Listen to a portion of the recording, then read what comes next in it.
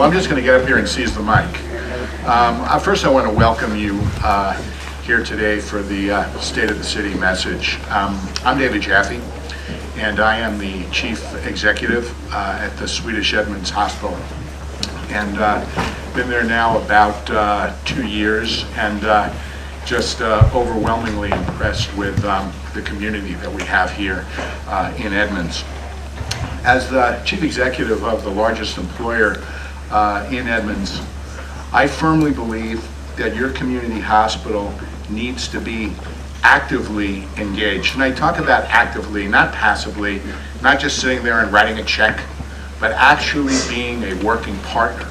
And so actively engaged in helping build a greater community. I say this on behalf of our physicians, our nurses, and hospital staff across the board, all of whom recognize what our city is now and what it can be in the future. Healthcare is facing many challenges, but along with those challenges, many opportunities. This is the same for our city. Today's State of the City message will help in making sure that we are all on the same page and better prepared to make the city an even more vibrant place to live. It is my pleasure at this time to introduce our next speaker, who is a good friend, a colleague, and a working partner on many of the initiatives that we at the hospital are engaged in right now. That would be Dr. Jean Hernandez, President of Edmonds Community College. Jean.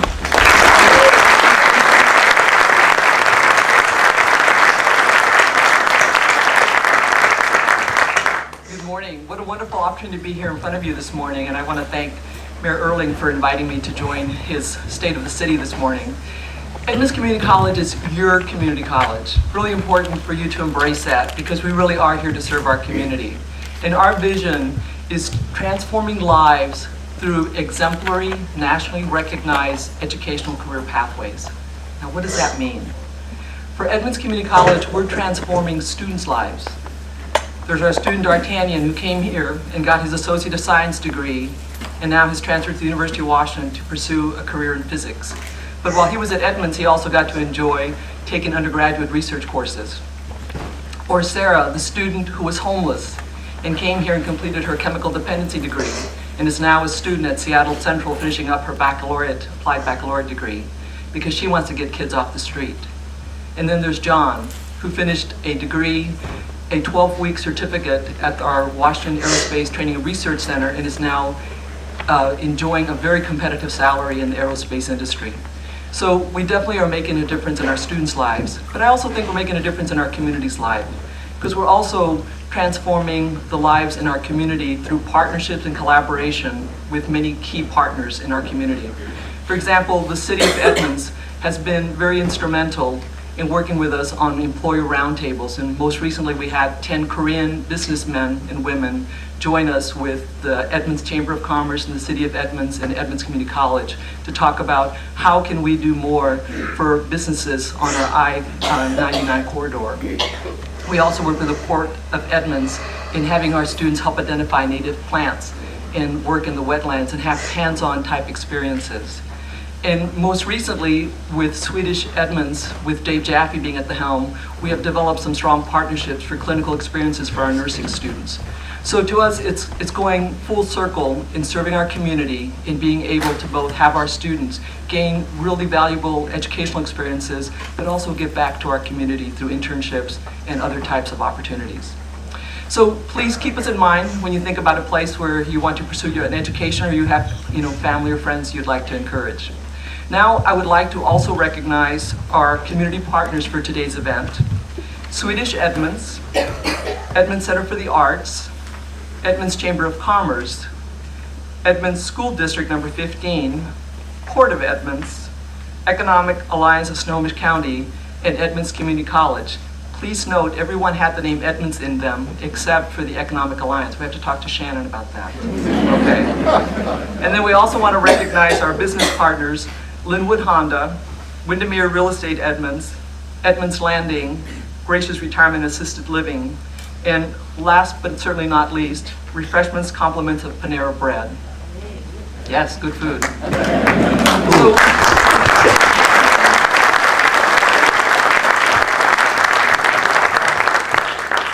So now it's my pleasure to introduce Mayor Dave Earling. He's someone that I see as a visionary leader, and I've been very impressed with the way that he's engaged with our community.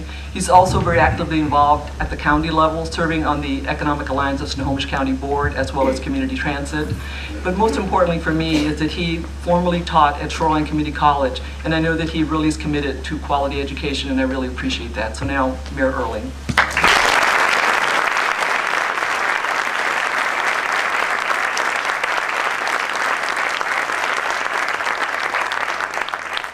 Well, we'll see if this microphone works. Can people hear me okay today? I was thinking, sitting here, looking at all of you folks this morning, and it's wonderful to see so many of you. But many of you know, as Jean just inferred, I used to teach at Shoreline Community College. My job there was a conductor. And so my experiences are with my back. So I hope you don't mind. I'm just much more comfortable that way. Good morning, and thank you for being here this morning. And I also want to say thank you to those of you who will be watching the recording at home that will be on our government channel here in Edmonds and also on our website. We know all of you have very busy schedules, and we're pleased that you care enough to be here today to pay attention to the state of your city. I'm absolutely delighted to have as many community and business partners as we do today. It's a reflection of the level of involvement needed to keep our community healthy, vibrant, and thinking about our future. In my mind, today's address is not just about the Edmonds city government. It's about all of us, how we can get together and think and talk about the rich and varied pieces of fabric that make up our community. Stop and think about the varied pieces of fabric that make Edmonds whole.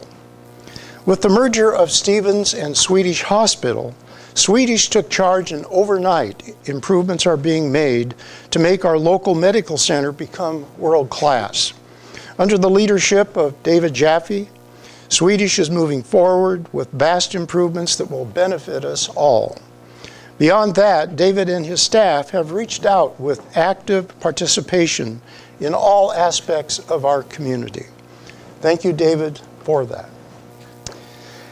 One additional benefit of the Swedish-Stevens merger is the creation of Verdant, a foundation now in place that is pouring millions of dollars into the healthcare needs of South Snohomish County. Verdant is in the process of announcing, by popular demand, the second round of 6 weeks to a healthier you. And we need to thank Carl Zapora for nurturing that organization. Our Edmonds School District has made enormous improvements over the last several years. From rebuilding outdated buildings to upgrading technology, creating innovative programs, and most importantly, providing a rich education program for our younger people. It is so much fun to hear Nick Brossett talk about the dramatic test score improvements. I've had a chance to see those test scores and the improvements, and they are real. Thank you, Nick, the school board, and the teachers of the Edmonds School District. Just up the hill, we have Edmonds Community College, which has developed to be one of the very finest community colleges in the state of Washington. To see the explosive energy of Dr. Jean Hernandez, what she's brought to the institution, is absolutely mind-boggling. New programs, innovation, quality faculty, expanded opportunities, and most important to me, providing scholarship programs for students that otherwise would not have a chance. Once again, Jean and her staff have woven themselves into the fabric of our community. And don't forget, we can have a greater opportunity on that campus by pursuing a 4-year degree at Central Washington University. Jean, your leadership has been powerful. Are you paying attention to the Edmonds Chamber, to our business community? The Chamber of Commerce has more energy than I've seen in a decade. New innovative programs like the Young Professionals Network, Launch Entrepreneur Forum, which provides information to move business quality forward, and the Networking Group. As of today, their membership at the Chamber is nearing 450 members. A dramatic new voice in town. Thank you, Ron Clybourne, and thank you to the Chamber.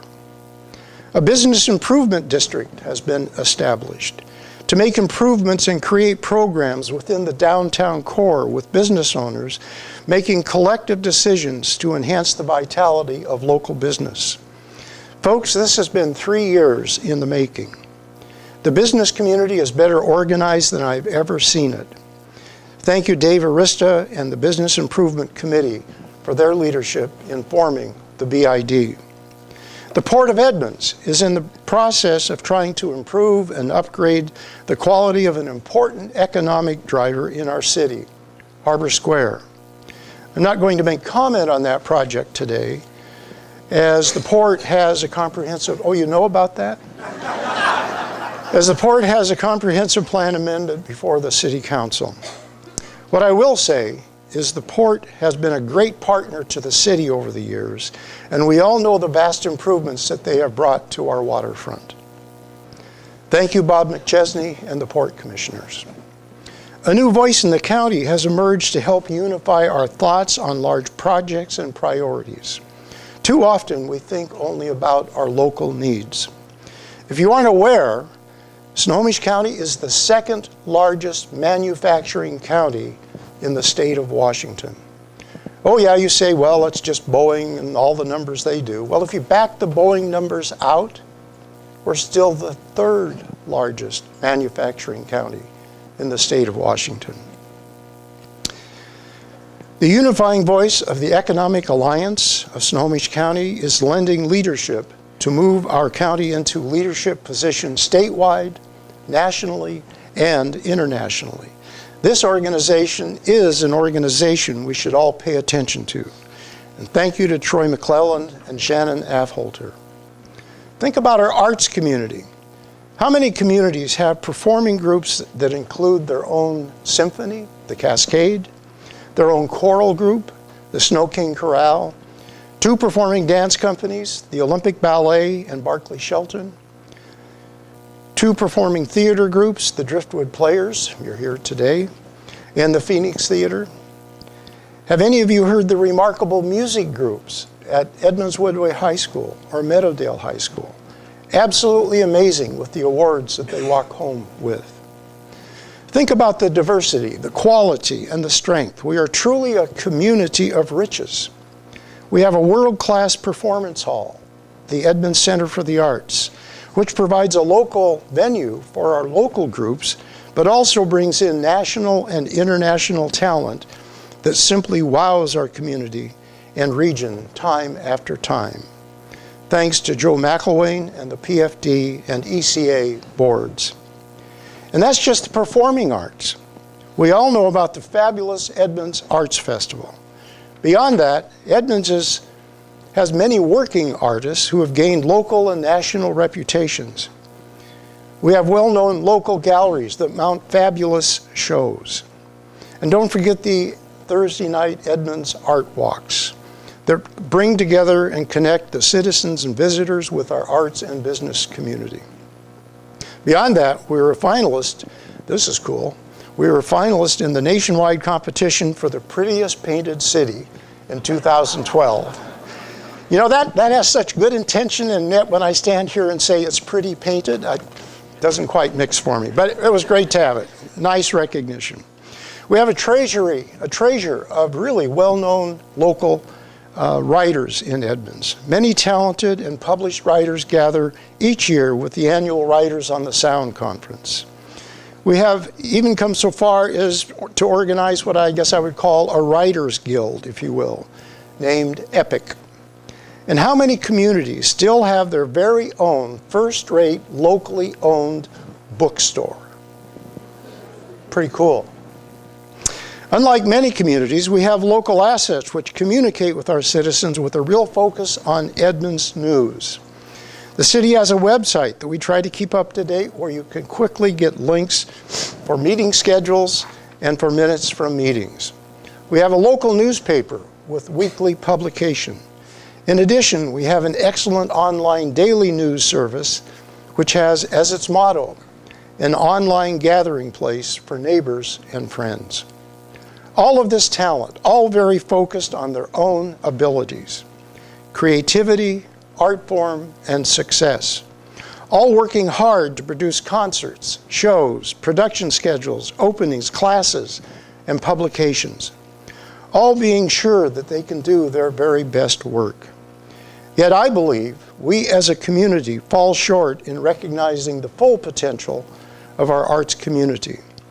Collectively, we can become a unified voice and will build beyond the strength that we currently have. The arts, in fact, are an economic force with potential beyond its current power. We have all of these pieces that should be better, should be stronger, and more unified to become a powerful regional voice. We should have the artistic presence that all of Puget Sound will recognize. To that end, I'm pleased to announce that I am calling for an art summit in Edmonds to be held on June 29th this year at the Edmonds Center for the Arts, to explore how we can capitalize on the excellence we already have to grow and expand this unique gift we all cherish and benefit from. Details to follow, because I don't know what they are yet. Now, the state of Edmonds city government. First of all, let me say it is a true honor to be the mayor of this city. I'm blessed to have a fabulous staff to work with and a community which cares about the quality of life we have found and wish to sustain. The day I was sworn in, I made brief comments on only two issues: the importance of bringing our community back together after a raucous few months in city government. You may recall that. And the budget challenges that were, in fact, on our doorstep. I believe we've made excellent progress on both fronts. What did we accomplish this past year of note? Actually, we have a long list of accomplishments, and I'll spend a little time today addressing some of those. But more important, we need to focus on the needs, short and long term, of our city. Taking on the budget as we did, we managed to cut approximately $1.5 million from the general fund budget this year by cutting across the board 4.5% of their budgets, the department budgets. That's a devastating cut if any of you know about finances. We also lowered our health care costs by $300,000 a year. And through non-replacement of personnel incentives and incentives for early retirement, we have 9 less staff positions, thus smaller salaries. A staff that was already, and we need to remember this, a staff that was already one of the smallest per capita staffs in the Puget Sound region. Due to those cuts, services are also beginning to be reduced or lost, and residents are beginning to feel it. Staff assembled $14 million in grants over the last few years to fund vital infrastructure improvements, energy conservation, and to fund programs. Because of those grants, you'll see major improvements this year from Highway 99 to the Edmonds City Park. We completed the Hazel Miller Park and made dramatic improvements on Main Street between 5th and 6th. Let me tell you, the real heroes of that exercise were the storefront merchants on that street. They need a round of applause. Thank you very much.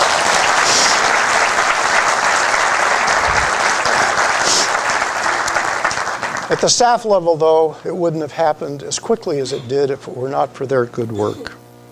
Special thanks I want to give to Phil Williams, Rob English, Pam Lemke, and the rest of the engineering staff. To pull off that project in the condensed time period that they did was marvelous. Yes, I know we ran over 10 days, but anyway. We now have new owners of Old Milltown. What a transformation. We also have new owners at the old antique mall that we now have renamed, or they've renamed, Salish Crossing. We work closely with Sound Transit and Salish Crossing to form a partnership resulting in 100 new parking stalls for the Sounder commuter train service. We have many new businesses that are thriving in the International District on Highway 99, Five Corners, Westgate, and downtown Edmonds. We brought in guest speaker Roger Brooks, an internationally known expert on community revitalization, and we will have him back. Mr. Brooks connected well with our business community, city staff, and our city council, describing how in small steps we could invigorate our city. Along with Mr. Brooks' success, we're nearing completion of our 2-year study for our preparation of our strategic plan, which had tremendous community input and involvement and should assist the community in establishing long-term priorities. Kudos to Stephen Clifton and Cindy Cruz for their work on that project. So folks, what's next? Let's talk about the long-term needs of the community. As I mentioned earlier, we have a fabulous community. We, for years, were voted by viewers on King 5 the friendliest city in Puget Sound. I guess they got tired of the monotony of presenting us the award because they no longer do it. Must be some other reason. Seattle Magazine just recently selected Edmonds as one of the 15 happiest communities in Puget Sound. Wonder if they've gone to any of our council meetings. Just teasing, just teasing.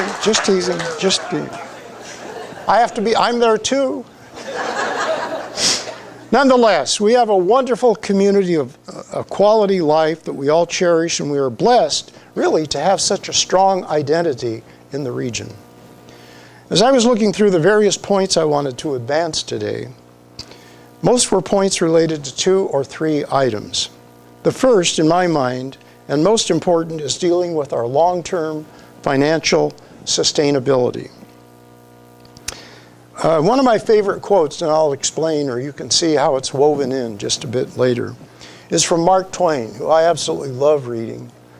But a quote of his that I think about a lot as we try and move ourselves forward is, if you keep doing the same thing all the time, your brain gets all caked up.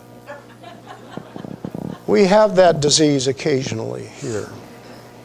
A quick review of the history book would remind us that in the year 2003, then Mayor Gary Hawkinson and Finance Director Dan Clements could see long-term serious financial implications for our community. As a result of that, at that time, there were approximately 20 layoffs in the city. Oftentimes since then, we've been able to bring forward a balanced budget by moving dollars around in, quote, creative ways. Quite simply, this past year, we ran out of creative. Last year, we had to face the harsh reality as we did back in 2003. Remember Mark Twain's quote? All caked up doing the same thing. You should know that we'll be faced with more challenges in the coming years.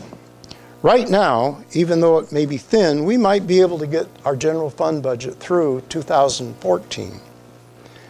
But the projections for the outlying years, 2015 to 17, show a potential shortfall of $400,000 to $500,000 a year for 3 years. And that may remind you of something that we just went through, cutting $1.5 million out of last year's budget. Again, the Mark Twain quote, our brain gets all caked up sometimes. As I said a year ago when I was sworn in, we as a community need to have a blunt discussion over the next several months on how to address the situation. And this is the beginning of the blunt discussion. When looking at the budget, I often have citizens just say, well, why don't you just cut more staff? Well, I've already talked about that. Why don't you just cut the budget? Although we can choose to cut more, and certainly we can, I've tried to say many times, I believe that with that as the only answer attitude, we will continue in bits and pieces to lose our valued quality of life, and it will slip away from us further. For me, this is no longer an option. So what are the options? We don't have many ways that we can quickly change course. If you want to believe that we're in the middle of a miraculous economic recovery and this will sustain us through, go ahead. I don't believe that has legs, and I don't think I'm glad to see heads going like this. So you agree with me. That's not a realistic way to rebuild quickly. It will help, of course. You have to remember that 55% of our revenue budget in the city comes from two sources, property taxes and sales tax. You know, with the downfall of the economy in 2008, property values dropped, tax income dropped, and even if we recover, and we've stabilized now, and we'll probably see gradual improvement again. But it'll be slow because it's a 2-year cycle from the time the reassessment is made to the money being paid, getting to the county, and then back to us. So that's not part of a quick turnaround either. Our sales tax is in fact showing modest gains, but our modest sales tax dollars do not begin to solve the problem. A second approach is to consider raising revenue through a ballot issue put to the voters. Could we just do a general fund ballot issue or a proposal to shift dollars, as other cities have done, by forming a metropolitan taxing district to assure our long-term park needs are met, and also take some pressure off the general fund? Are there other approaches? Yes, there are. Another approach would be to find ways to encourage economic development. Economic development does not just mean tall buildings. It means a variety of possibilities, from finding new vital businesses. And by the way, we've been very successful in bringing in small tech companies. That is going to be a really big plus for us. Or we can look at the Swedish hospital and the opportunities that they're going to have as they expand their campus. How can we create new jobs? How can we actually construct projects? We can do good things on Highway 99, Five Corners, Westgate, Firdale Village, and downtown. And who could claim that our efforts are not beginning to work? 5 years ago, after 6 o'clock in the evening, you could find parking places on Main Street between 3rd Avenue and 6th, and on 5th Avenue between Bell Street and Walnut. Not anymore. The combination of businesses that we put together down there are really revitalizing the downtown area after 6 o'clock. It has become a thriving, if you will, business zone. In fact, let me just take a minute and back up and talk about Highway 99 for just a minute. For years, it has been used as a bit of a scapegoat for a variety of reasons. Folks shout out that we have too many car dealerships. The old structures need to be taken down. The area is a blight, and so on. But did you know that in 2012, last year, the Highway 99 corridor in Edmonds generated $1.59 million in sales tax. Do you know how much sales tax all of downtown Edmonds generated? $270,000. It's clear to me that we must start a long-term revitalization of Highway 99. Swedish is expanding their campus and will actually reach down and touch Highway 99.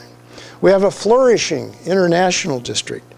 The car dealerships, as I've shown with the numbers you just heard, are of vital importance to our community. Yet we must stop and think, how can we better plan the whole strip? How can we clean it up?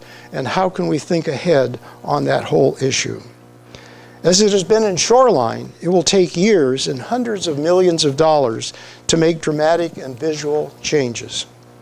To that end, I'm pleased to announce that I've been working with 21st District Representative Marco Leas, Vice Chair of the House Transportation Committee, and he will be including a $10 million request in the House Transportation Committee budget to begin the long process of unifying our very important state Highway 99. Thank you, Marco Leas. Yes.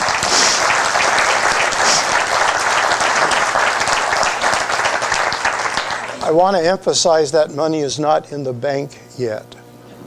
It'll have to get through the legislative process, but Marco and I have had good meetings both in Olympia and up here. He understands that importance. He understands that it's a vital part of our city, and we need to find a way to integrate what has gone in the shoreline area and is still working its way north in their part of the corridor. We need to figure out how to have a gateway at the county line and reinvigorate that whole area. And speaking of streets, and I just did sort of with Highway 99, that's a street. And their related funding, they are becoming a larger and larger problem to maintain and preserve. We've not been able to do street overlays for the last several years. Back in the days when I was on the council, we typically would put $400,000 to $700,000 in the budget to do street overlays each year. One of the creative moves the council made a few years ago was to back those funds out for streets and use it to balance the general fund budget. Since that time, we have not been able to do any new street coverage. All we've been able to do and accomplish is repair and patch our streets. We now have streets with so many patches, we find fully half of our streets in poor or severe condition. The money we use to do our patching and repair program comes from the $20 license fee that you pay each year when you renew your license tabs. With rising costs, that nearly $600,000 a year that the fee creates does not meet our budget needs anymore for street repair. The general fund, in fact, this last year had to transfer $100,000 to finish the year and make the transportation budget whole.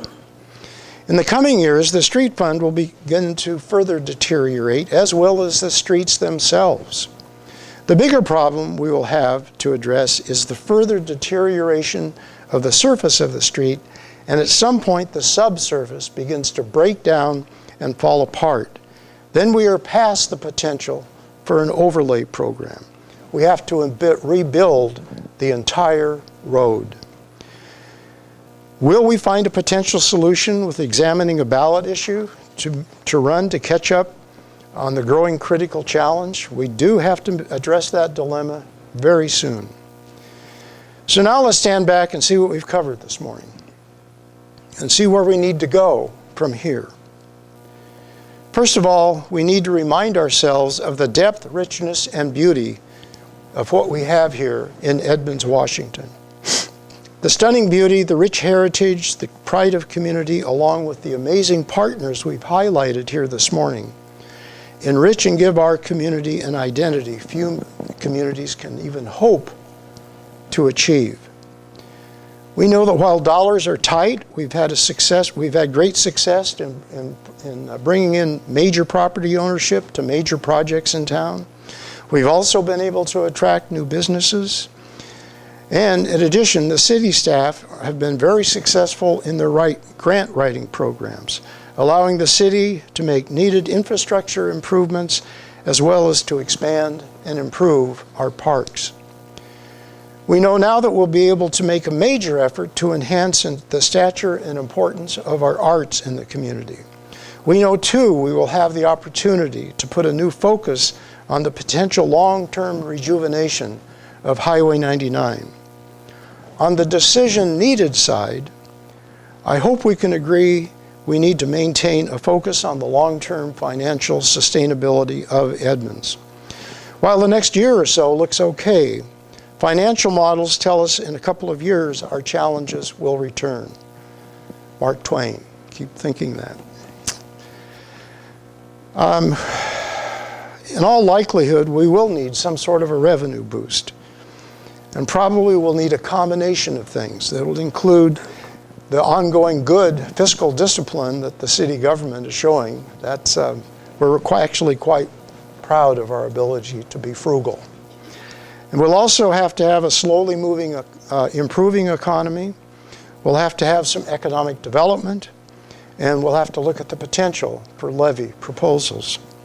We need to help the community of Edmonds find the satisfactory nexus between our desire for high levels of service, cultural wants, and needed infrastructure improvements, along with the reality of the city's long-term financial needs.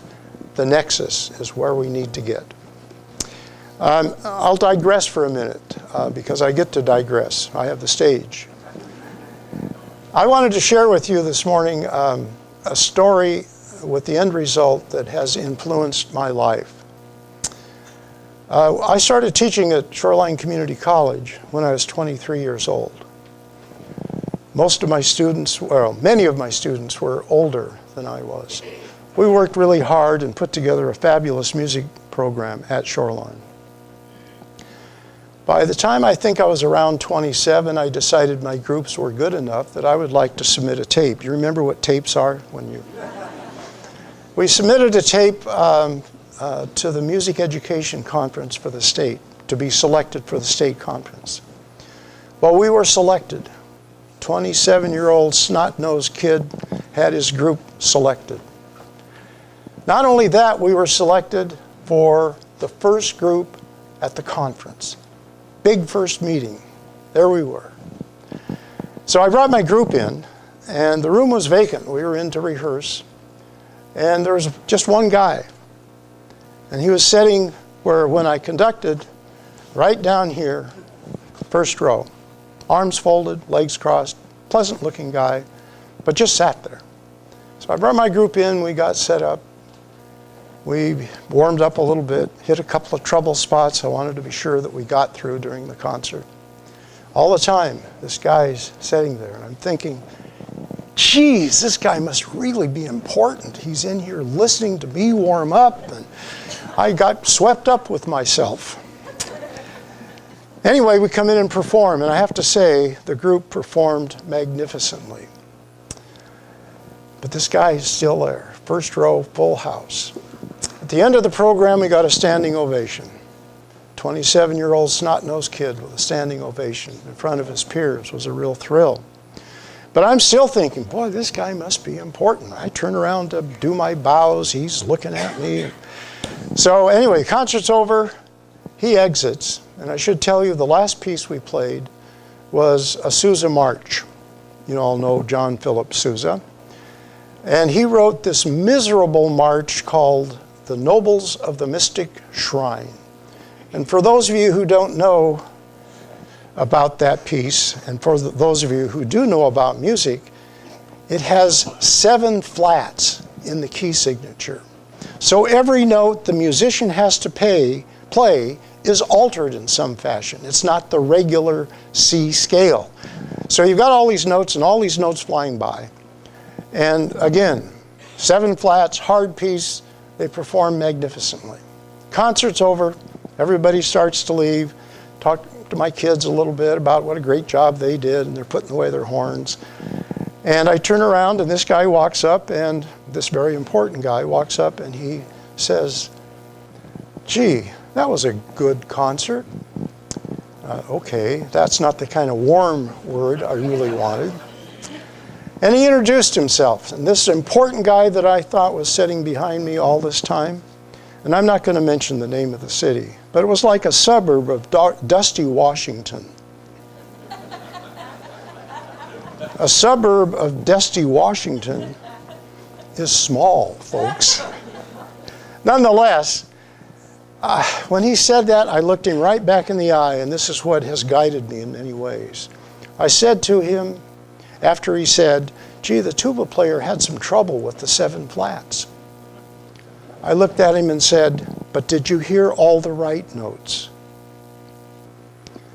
We need to build our life around how do we hear all of the right notes. So that leads me into the one final piece that I want to talk about this morning. because we have such a caring, involved community, and because of that caring involvement, we sometimes put ourselves at odds with each other on important issues. In fact, we as part of our history have a history of being at odds. Whether it's on the city council or in the local coffee shop, hardened positions begin in concrete and end in concrete. We need to put our swords down and begin to work toward the middle on critical issues that for far too long have held our community hostage. Sure, now someone's going to say, oh, he's just talking about tall buildings again. But in fact, the problem is deeper and more profound. For instance, we have people come to the microphone and say, we need to bring more young families into our city. At the same night, at the same microphone, somebody walks up and says, we have too many kids here. Now, is that a profound difference? Of course it is. I have a local city council member who innocently says, why don't we have more new construction going on in Edmonds?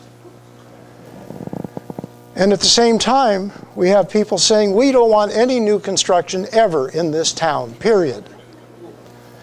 You know, we are really developed ourselves into what I would simply call a paralytic framework which guarantees failure most of the time. We watch the same paralyzed scenario play out time after time at the federal level, and it drives us nuts. Yet at home, we too often fall prey to the same disease. I'm reminded of a quote that I think rings true here. Perfection is the enemy of good. We need to find the way to the middle. Quite simply, sometimes here we do not trust each other. We need to acknowledge this is not unusual for a community because more often than not, we're dealing with things on an issue-by-issue basis. This means that each time a given issue comes before us, we naturally examine it and how it affects us, our interests, develop a position, and only then do we engage. We seldom have opportunities to gather and engage in dialogue on a higher plane when our common interests are at stake. We need to find ways to move to this higher plane more often. We must find ways to move our community forward, staying faithful to our small town atmosphere, and at the same time understand there are vital improvements that have to be made if we hope to succeed and keep our city prosperous. We must, in fact, listen for the right notes. As your mayor, I pledge to work tirelessly to find solutions to solve and challenge with creative and hopeful, innovative thought and action. To close, my charge to you is, when you walk out the door today, or you at home turn off your TV or your computer, you take the responsibility to show personal leadership to help move our community forward. Thank you so much for being here today. You mean a great deal to me, and you mean a great deal to the city of Edmonds. Good morning.